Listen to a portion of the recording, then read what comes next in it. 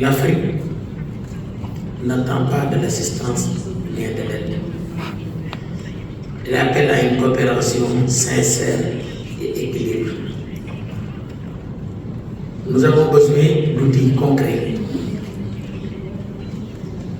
des lignes de crédit pour des investissements productifs, des partenariats dans la santé, l'eau, l'agroalimentaire, la logistique et le transport, et un soutien à la formation des jeunes. Comme vous le constatez, il est aujourd'hui plus facile de voyager dans l'Afrique vers l'Europe que d'un pays africain à un autre. J'ai discuté un jour avec un président du Parlement de la CEDEAO qui est un ex-président qui est en même temps président de la Chambre de commerce de Diourbel, M. Fassilo, pour lui demander est-ce qu'aujourd'hui un pays africain peut organiser un sommet régional à moins de 24 heures. Mais il m'a dit non. Et par contre, il pouvait le faire au Casablanca ou à Paris. Et c'est la même chose pour nos produits. On arrive à avoir des difficultés pour transporter des produits vers l'Afrique, vers Libéria, par exemple. C'est plus facile d'amener des produits européens de l'Europe en Afrique que de l'Africain. C'est pour cela qu'il est très urgent et important d'investir dans ce secteur-là.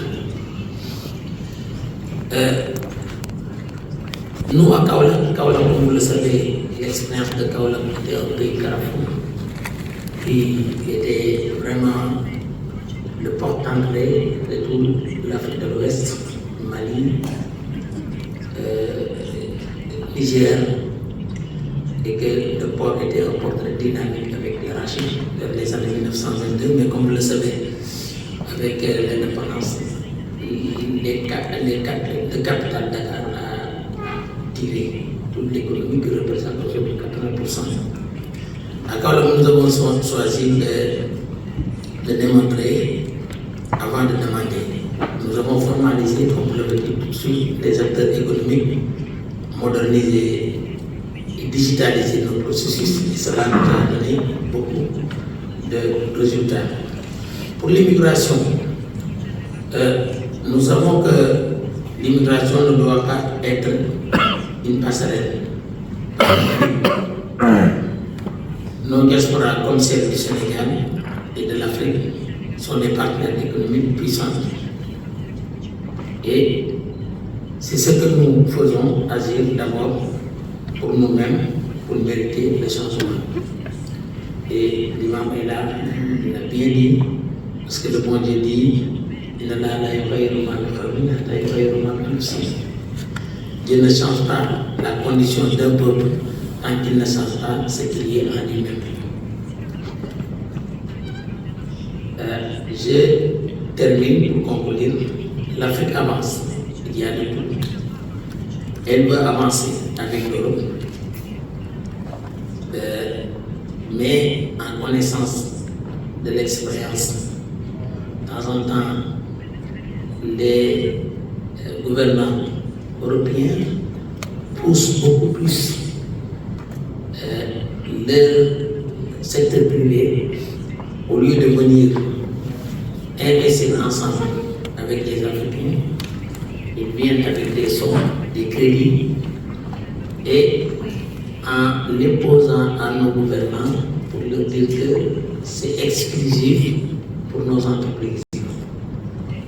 Bon, ce ne sont pas des Européens, je vois des projets espagnols, italiens, que l'argent arrive, on dit uniquement c'est pour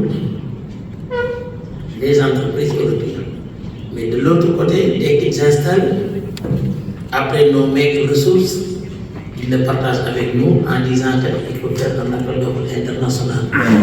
Et cet appel d'offres international, c'est comme nous, les Africains ne font pas partie.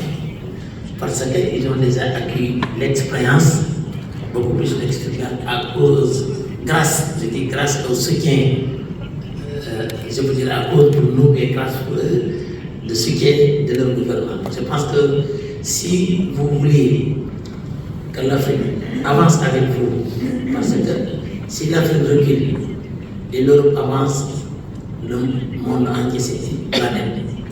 Vous ne pouvez que subir la pauvreté que nous vivons.